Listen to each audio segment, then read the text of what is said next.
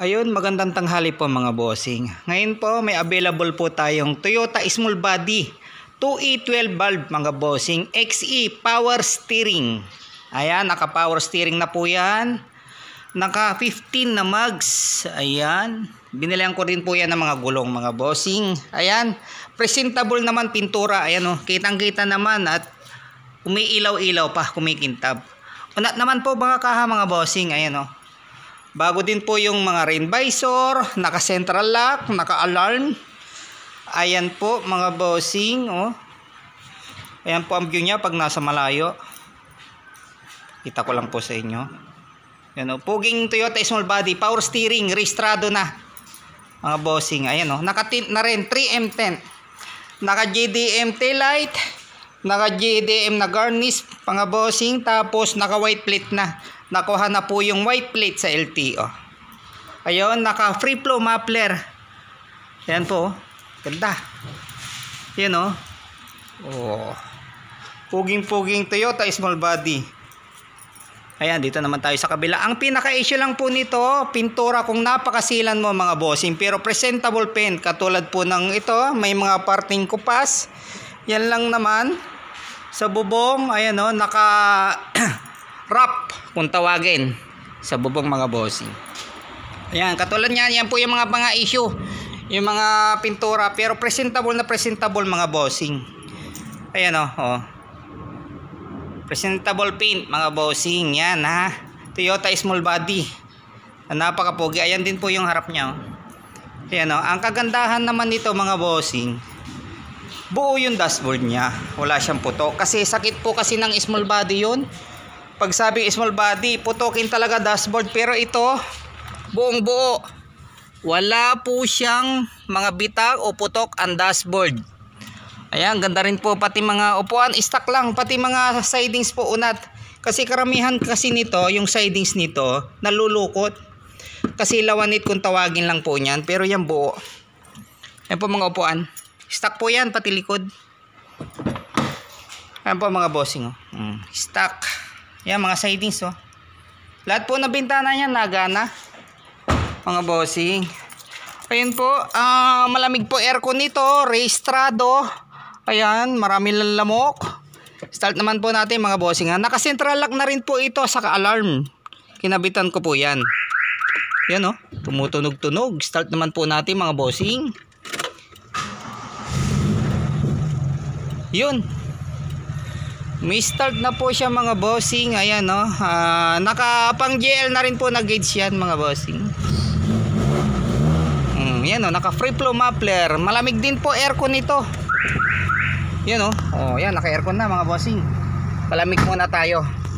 Ayan, stereo. Ayan, ginawa ko na rin po yan. Gumagana na hanggang doon sa likod, speaker sa likod. Ayan, pag-usapan na lang po natin presyo nito. Ang presyo naman po nito 75k.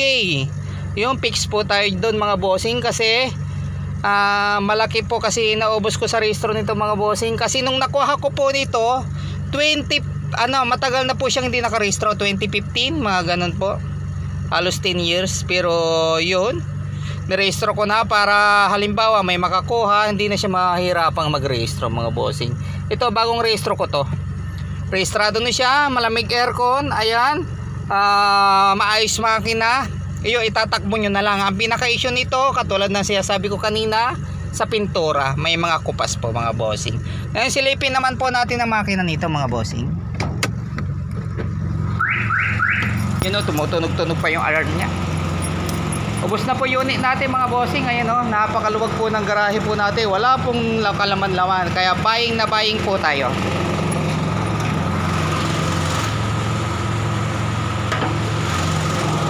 Ayan po, naka-aircon po yan mga bossing. 2E12 valve power steering. Naka-power steering na po. Ayan po mga bossing. Tingnan po natin dito kung may kung may bulwak o usok. Ayan po, wala din po siyang bulwak o bula mga bossing sa radiator. Napakaganda rin po yan. Okay na rin po natin. Tingnan naman po natin sa dipstick. Ayan naman po dipstick niya mga bossing. Wala din po siyang usok o talsik sa dipstick. Balik na po natin. Sa oil cap naman. Ayan po ang oil cap nya.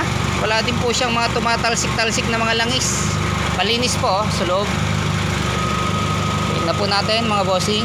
Ito po yung power steering nya mga bossing. Ayan, ayan po yung power steering.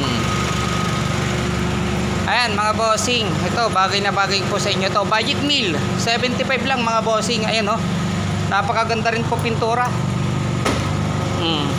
Yang kulay na yan po talaga nakalagay sa papel ha. Beige kung tawagin siya, hindi siya gold.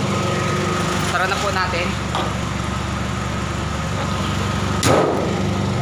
Ayan yan po mga bossing ang view niya pag nasa malayo.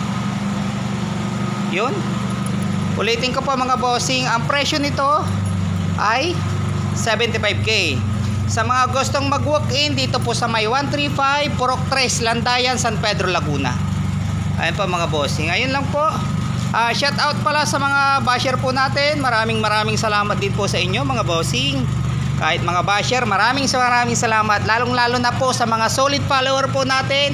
Ayun, shout out po sa inyong lahat. Ayun lang po. Maraming salamat po mga bossing.